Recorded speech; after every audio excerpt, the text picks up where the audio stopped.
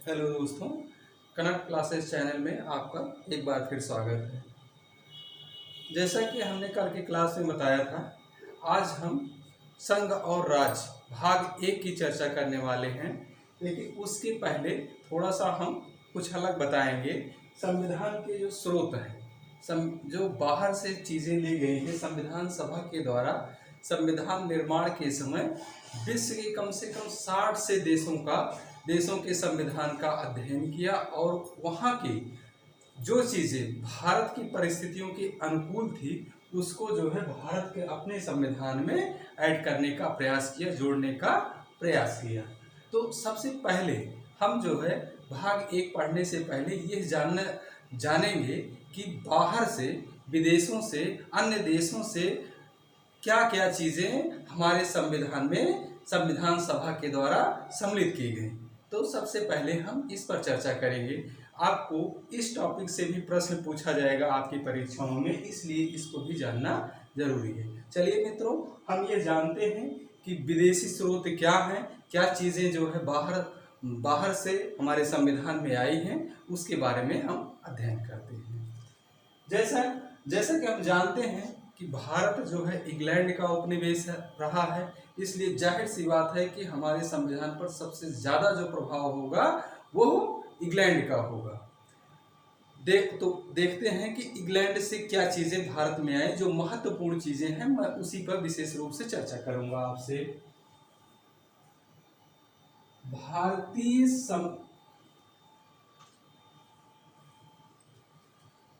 भारतीय संविधान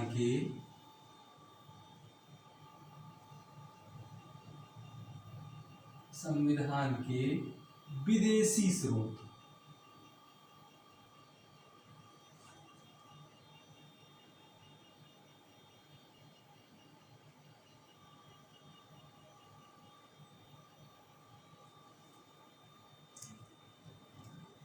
सबसे पहले हम ये देखेंगे कि इंग्लैंड के संविधान से हमारे संविधान में क्या चीजें दी गई।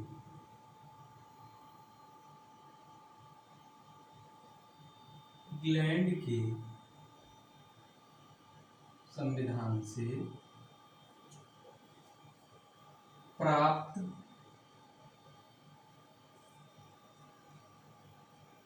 बस इतना ही जानिए संविधान से क्या चीजें ली गई हैं। तो इसमें हम देखते हैं सबसे पहले संसदीय शासन प्रणाली। संसदीय शासन प्रणाली।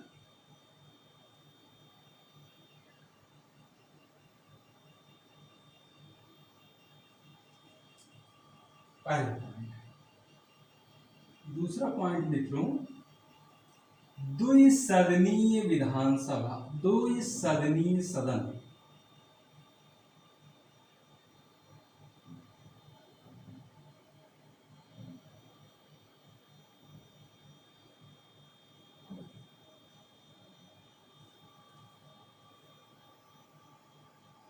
तीसरा मित्रों, विधि का शासन। विधि का शासन। और चौथा पॉइंट है एकल नागरिकता।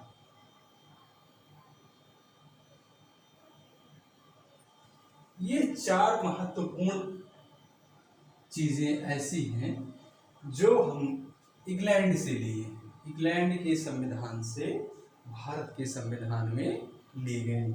और बहुत सी छोटी छोटी चीजें ली गई, लेकिन जो महत्वपूर्ण है मैं उसी पर चर्चा कर रहा हूँ। संसदीय शासन प्रणाली का अर्थ है, इसमें क्या चीजें हम जानते हैं।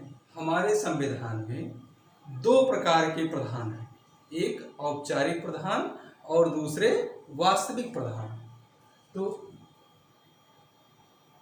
क्या व्यवस्था है हमारे यहाँ? औपचारिक प्रधान, औपचारिक प्रधान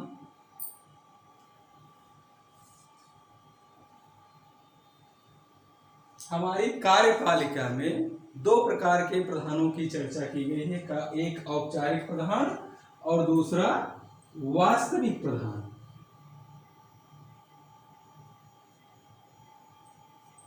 ये चीजें हमें ब्रिटेन से मिली हैं।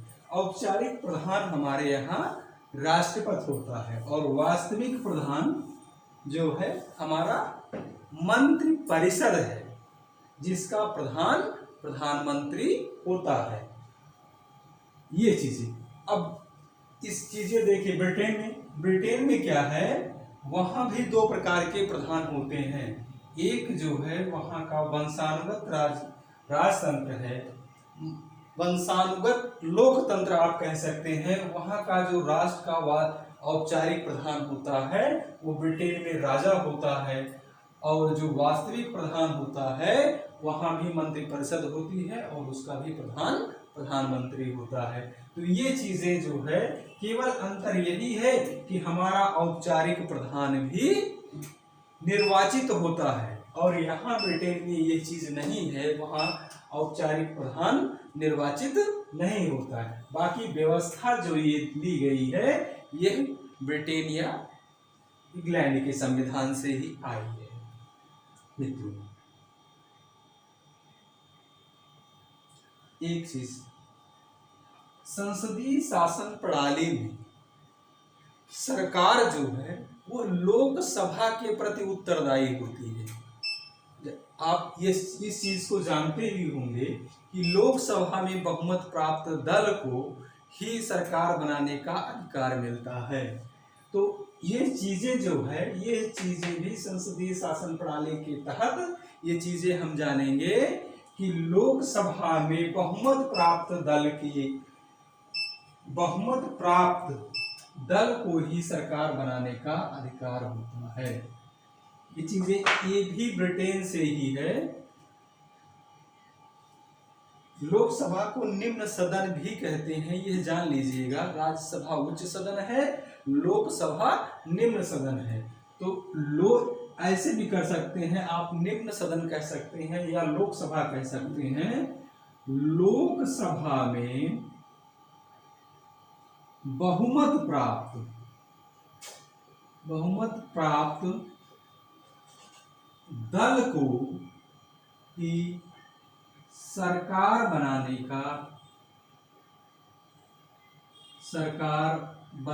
का अधिकार होता है।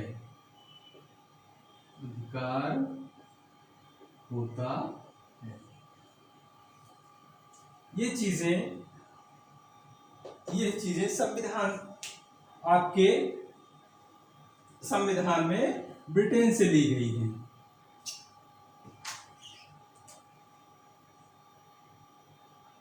लोकसभा,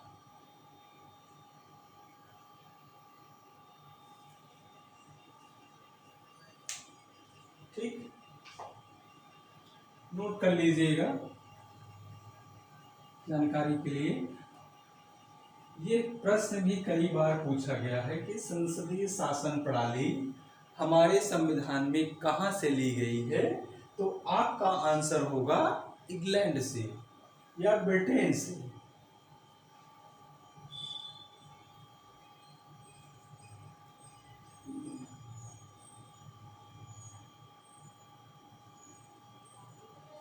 द्विसदनीय सदन, ये जो व्यवस्था है हमने बताया, राज्यसभा,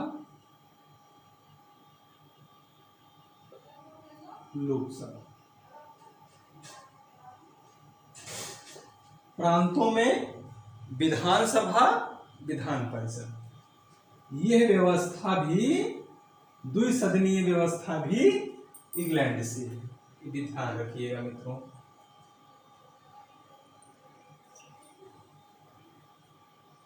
विधि का शासन का अर्थ यह है कि विधि बनाने का अधिकार संसद को दिया गया है।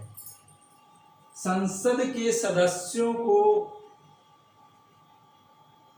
विशेष प्रकार की सुविधाएं दी जाती हैं। इसका भी प्रावधान यहीं से लिया गया है। इनके कुछ विशेषाधिकार दिए गए हैं संसद के सदस्यों को। जो भारत के संसद की जो संसद है उसके सदस्यों को विशेषाधिकार दिए गए हैं। ये विशेषाधिकार इंग्लैंड से ही प्रभावित होकर हमारे संविधान में आया है। जैसा कि जानते हैं कि विधि बनाने की जो प्रक्रिया हमारे यहाँ है वो भी ब्रिटेन से ही दी गई है। कोई भी विधेयक वो चाहे राज्यसभा में पेश किया जाएगा या लोकसभा में प्रस्तुत किया जाएगा, दोनों सदन जब उसको पास करेंगे तो राष्ट्रपति उस पर जो है अपना सिग्नेचर करेगा, तभी कोई विधेयक कानून बनेगा। कोई भी विधेयक अधिनियम तभी बनता है जब लोकसभा राज्यसभा उसकी सहमति देती है, उसको पास करती है और राष्ट्रपति उस पर अपनी साइन करता है, तभी कोई विधेयक यहाँ पर कानून ये बनता है या अधिनियम बनता है। तो ये चीजें भी मित्रों हमारे संविधान में इंग्लैंड से ली गई है। एकल नागरिकता का प्रावधान, एकल नागरिकता का प्रावधान भी हमारे संविधान में ब्रिटेन से लिया गया है, इंग्लैंड से लिया गया है। ये चीजें मित्रों आप ध्यान में रखिएगा, ये यहाँ से प्रश्न भी पूछे गए हैं। दूसरा देश है आयरलैंड।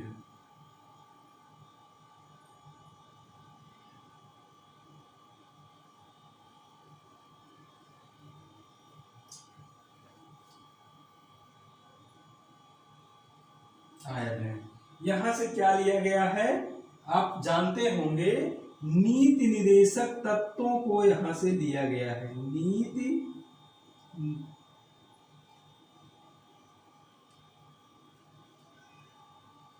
निदेशक तत्वों को लिया गया है।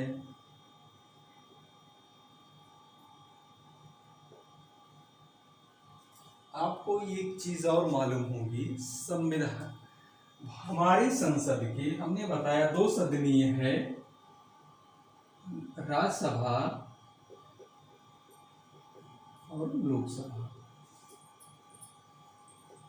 राज्यसभा में 12 सदस्यों का चुनाव या चयन राष्ट्रपति के द्वारा किया जाता है।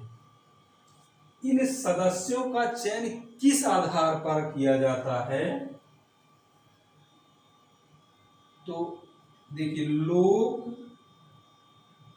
कला विज्ञान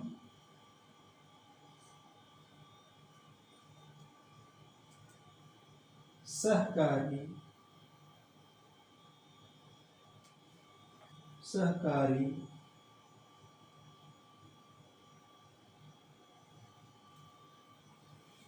लोक कला विज्ञान आदि जैसे विषयों में प्रवीणता रखने वाले 12 लोगों का चयन राष्ट्रपति जो है राज्यसभा के लिए करता है। यह व्यवस्था भी आयरलैंड से ली गई है। ये ध्यान रखिएगा, दो बातें आप विशेष रूप से, 12 सदस्यों का जो चयन होता है राष्ट्रपति के द्वारा, वो जो है आयरलैंड से लिया गया है। और नीति निदेशक तत्व भी हमारे संविधान में आयरलैंड से ही लिए गए हैं। मिटा रहे ऊपर वाला। अब हम देखते हैं हमारे संविधान में अमेरिका के संविधान से क्या चीजें ली गई हैं। अमेरिका से क्या क्या लिया गया भाई? अमेरिका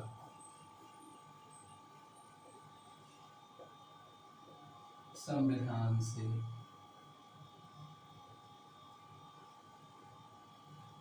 सबसे पहले तो न्यायपालिका की व्यवस्था,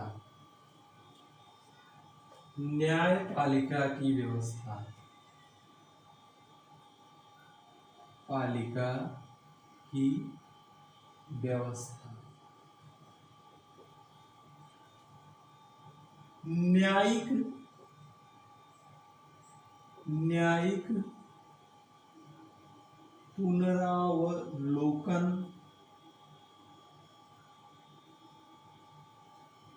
जनहित याचिका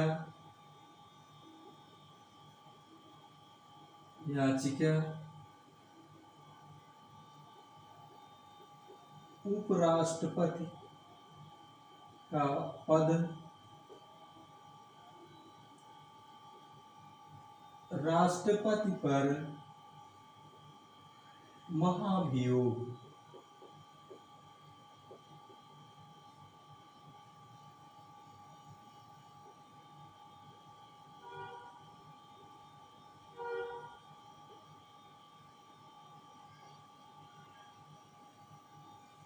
विशेष रूप से अमेरिका के संविधान से न्यायपालिका की व्यवस्था की गई है। न्यायिक पुनरावलोकन का अर्थ यह होता है कि पूर्व काल में, भूतकाल में न्यायपालिका द्वारा, उच्चतम न्यायालय द्वारा अपने ही निर्णय को, यदि वह परिस्थितियों के अनुसार अनुकूल नहीं है, परिस्थितियों के अनुसार वो अच्छे से काम नहीं कर पा रहा है, तो न्यायपालिका, सुप्रीम कोर्ट जो है अपने ही निर्णय को बदल देता है। इस प्रक्रिया को कहते हैं।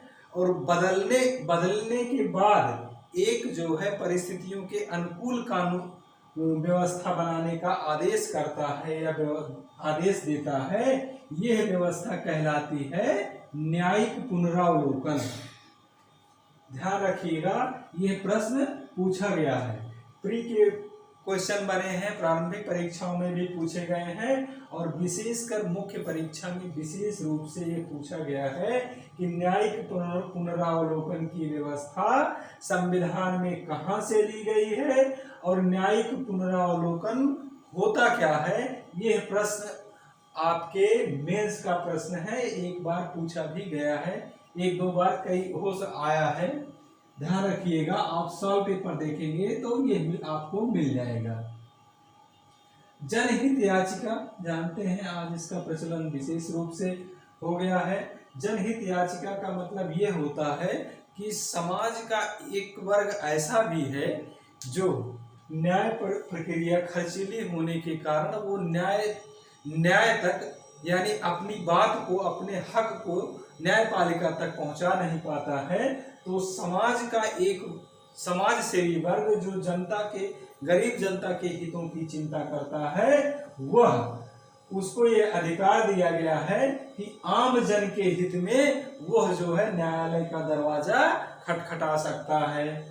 ये है जनहित याचिका। उपराष्ट्रपति का पद, उपराष्ट्रपति को आप जानते ही होंगे, यह राज्यसभा का सभापति भी होता है। ये पद हमारे संविधान में, अमेरिका के संविधान से लिया गया है। राष्ट्रपति पर महाभियोग लगाने की प्रक्रिया, इसको जानते होंगे कि अनुच्छेद 61, अनुच्छेद 61 में महाभियोग की प्रक्रिया का विशेष रूप से वर्णन किया गया है। जब हम राष्ट्रपति आपको बताएंगे तो उसमें ये बताएंगे कि कैसे, किस प्रक्रिया के तहत राष्ट्रपति पर महाभियोग लगाया जाता है। यहाँ एक बातें और हम आपको बताएंगे कि ये महाभियोग शब्द संविधान में केवल और केवल राष्ट्रपति के लिए प्रयोग किया गया है और कहीं किसी भी पद के अधिकारी या जजेस के लिए नहीं किया गया है। विशेष रूप से इस बात को भी ध्यान रखिएगा कि महाभियोग का जो उल्लेख है, सामान्यतः जो उच्चतम न्यायालय के न्यायाधीश को हटाने की जो प्रक्रिया है उसको भी कभी कभार महाभियोग कह दिया जाता है, लेकिन वास्तव में मित्रों वो महाभियोग नहीं है। महाभियोग की प्रक्रिया संविधान में केवल राष्ट्रपति के लिए है। इसको हम उस टॉपिक में बताएंगे जब हम राष्ट्रपति के बारे में आपसे चर्चा करेंगे।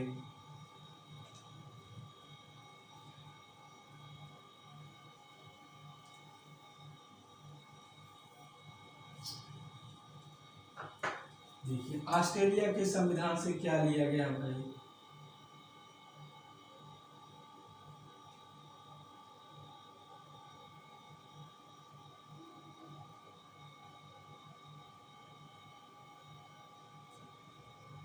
तो इसमें सबसे पहले समवर्ती सूची, समवर्ती सूची इसको हम बहुत डिटेल में बताएंगे। समवर्ती सूची, भारत में 3 प्रकार की सूचियां होती हैं, संघ सूची, राज्य सूची, समवर्ती सूची।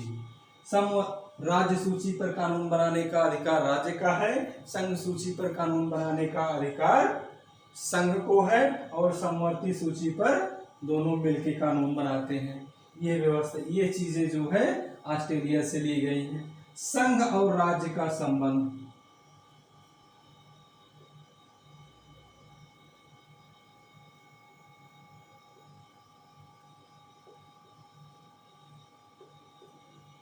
एक दो, ध्यान रखिएगा मित्रों, सही जोड़े के रूप में ये प्रश्न आते हैं। जैसे आपका प्रश्न दे दिया कि जनहित याचिका कहाँ से ली गई है, संघ और समवर्ती सूची कहाँ से ली गई है। एक विकल्प में दे दिया अमेरिका, एक में दे दिया ऑस्ट्रेलिया, तो उसमें आपको सही जोड़ा, ऐसे ही 4 ऑप्शन देंगे इधर और 4 ऑप्शन इधर, और आपको ये मिलाने रहेंगे कि कौन किससे मैच कर रहा है। इसलिए इन चीजों को ध्यान रखिएगा कि किस देश से क्या लिया गया है।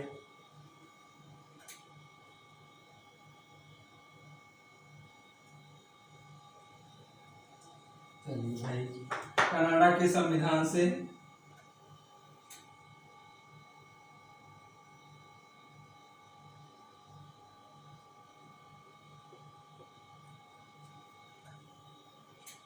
एक तो संघात्मक शासन प्रणाली,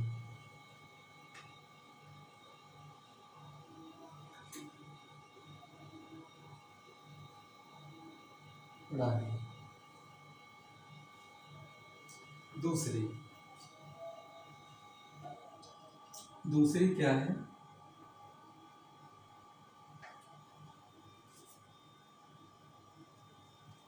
दूसरा राज्यपाल को कुछ अधिकार अलग से दिए गए हैं। वो चीजें कनाडा के संविधान, जैसे राज्यपाल के पास जैसे कानून, कोई भी कानून बनता है तो अगर मान लीजिए प्रांत में है, मान लीजिए ये राज्य है, तो ये है विधानसभा,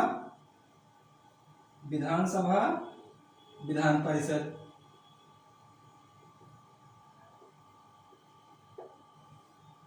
कोई भी कानून विधानसभा या विधान परिषद में आया, विधानसभा से पास हुआ, इसने पास कर दिया, और फिर राज्यसभा ने भी पास कर दिया, तो उसके बाद ये पहुंचता है राज्यपाल के पास।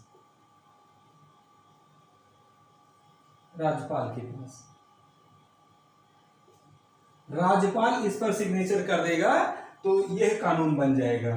तो यहां तो यह है कि अगर कोई कानून, कोई विधेयक विधानसभा से पारित होता हुआ राज्यसभा पहुंचा, राज्यसभा से पहुंचने के बाद राज्यपाल के पास गया, राज्यपाल ने यदि उस पर साइन कर दी तो वह जो है विधेयक अधिनियम बन जाता है, कानून बन जाता है। लेकिन यहाँ राज्यपाल को एक और व्यवस्था दी गई है। राज्य विधानसभा और विधान परिषद के द्वारा पारित किए गए किसी भी विधेयक को जो उसको लगता है वह जो है राष्ट्रपति के लिए आरक्षित कर देता है, यानी राष्ट्रपति के पास विचार के लिए भेज देता है, और राष्ट्रपति के विचार के बाद ही वह जो है अपनी साइन करता है। जब यहाँ से विधेयक लौट के आएगा तभी वो राज्यपाल इस पर साइन करेगा, और इसका समय निर्धारित नहीं है। यह जो है राज्यपाल को शक्ति प्रदान करता है ये चीजें, और ये व्यवस्था जो हमारे संविधान में आई है, ये सब व्यवस्था है कनाडा की। बात समझ में आई? बात यह है कि अगर कोई विधेयक विधानसभा और विधान परिषद से पारित होने के बाद राष्ट्रपति के पास जाता है, तो राष्ट्रपति के पास 2 प्रकार के विकल्प हैं। एक तो वो उस पर साइन करके उसे कानून बना देता है, और दूसरा विकल्प उसके पास ये है कि वो उस विधेयक को राष्ट्रपति के लिए आरक्षित कर देता है। यह अधिकार हमारे संविधान में कनाडा से लिया गया है। इस बात को ध्यान रखिएगा मित्रों।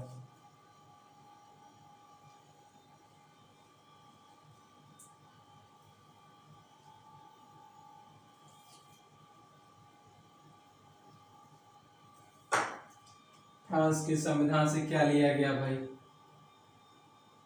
फ्रांस के संविधान से सबसे पहले गणतंत्रात्मक शासन प्रणाली।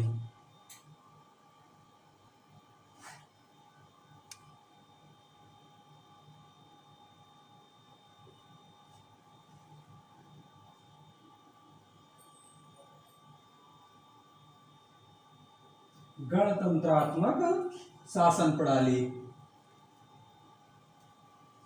और दूसरा स्वतंत्रता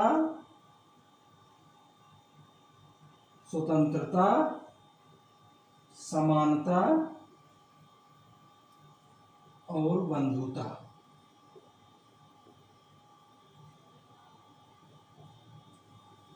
जो हमारे मौलिक अधिकारों में है।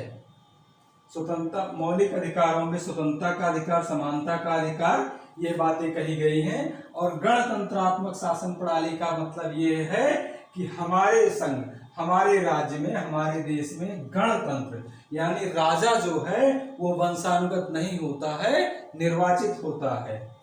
गणतंत्रात्मक शासन प्रणाली का मतलब यही है। आप अभी आगे पढ़े ही हैं कि हमारे यहाँ राष्ट्रपति भी निर्वाचित होता है, प्रधानमंत्री भी निर्वाचित होता है। ये हमारी विशेषता गणतंत्रात्मक प्रणाली की है।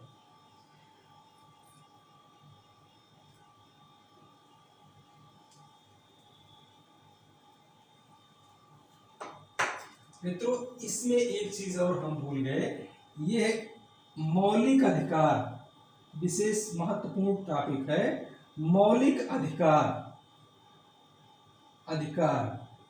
भी जो है अमेरिका से ही लिए गए हैं, ध्यान रखिएगा।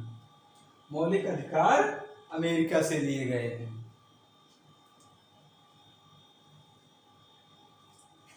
मौलिक कर्तव्य रूस, सोवियत संघ, आज इसका नाम रूस है। उस समय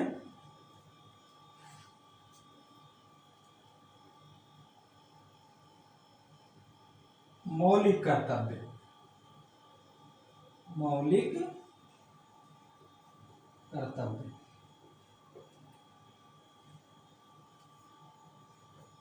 मौलिक कर्तव्यों की संख्या 11 है मित्रों। और संविधान का अनुच्छेद इसका जो है अनुच्छेद 51 ए।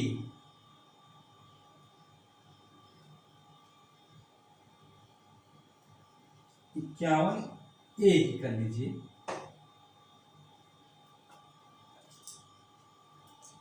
ये भी प्रश्न कई बार पूछा गया है। जब हम मौलिक कर्तव्य पढ़ाएंगे तब आपको बताएंगे कि क्या 11 मौलिक कर्तव्य हैं। उसको बाकायदे आपके इस व्हाइट बोर्ड पर हम यहाँ पर लिख के आपको बताएंगे, आपको नोट करवाएंगे। ये मौलिक कर्तव्य कहाँ से लिए गए हैं, अभी आप इतना जानिए, सोवियत संघ जो आज रूस है। ठीक,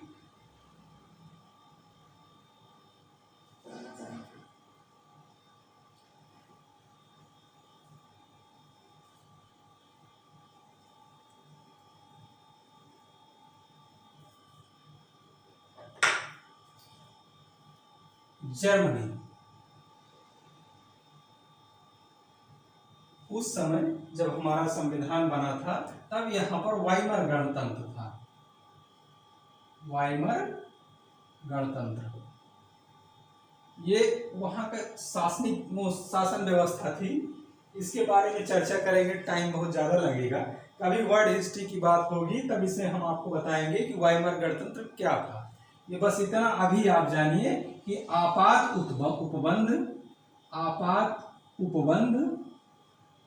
उपबंध जो हमारे संविधान में लिया गया है वो जर्मनी से आया है।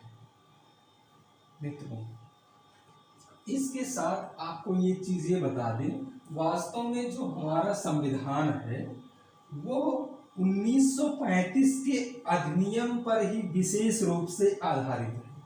1935 का अधिनियम हमने जो है हिस्ट्री के टॉपिक में रखा है। जब आपको संवैधानिक विकास बताएंगे 1773 ईस्वी से, और हमने बताया था कि 1935 के अधिनियम तक बाकायदे हम आपको एक एक चीजें आप क्लियर करके बताएंगे। तब उसमें बताएंगे कि 1935 के अधिनियम में क्या बातें कही थी। उसमें करीब 319 अनुच्छेद थे और 250 अनुच्छेद थोड़े बहुत परिवर्तनों के साथ हमारे संविधान में शामिल किए गए। तो आप जो सबसे बड़ा स्रोत वास्तव में है हमारे संविधान का, भारतीय स्रोत, वो है 1935 का अधिनियम। 1935 के अधिनियम से हमारे संविधान में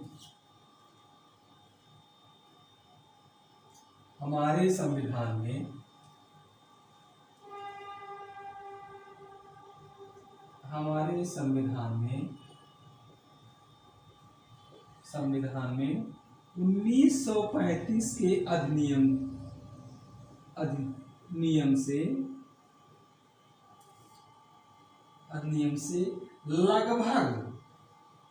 लगभग 250 अनुच्छेद थोड़े बहुत परिवर्तन के बाद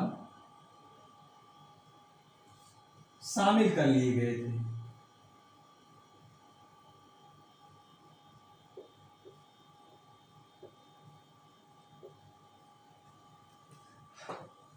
हमने आपको जो महत्वपूर्ण चीजें थी, जहां से अब तक प्रश्न पूछे गए हैं, उन चीजों को आपके सामने प्रस्तुत करने का प्रयास किया और विश्वास करते हैं कि उन चीजों को आप याद रखेंगे और यहाँ से जो चीजें हमने आपको बताई उन चीजों से अगर आपका प्रश्न आता है तो गलत नहीं होना चाहिए। और आप जो है सॉल्व पेपर उठा के देखिएगा, जो चीजें हमने बताई हैं विगत वर्षों में क्वेश्चन पूछा गया है।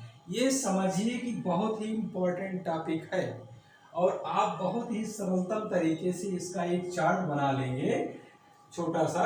पहले आप देश लिखेंगे, देश लिखने के बाद कौन सी चीजें आई हैं हमारे संविधान में, एक पेज में बना के उसको बाकायदे अच्छे से तैयार करके आप अपने एग्जाम में क्वेश्चन सही कर सकते हैं। ये चीजें आपके लिए बहुत ही महत्वपूर्ण हैं। बस इसी के साथ मैं आज की क्लास यही समाप्त करता हूं। धन्यवाद, फिर मिलेंगे।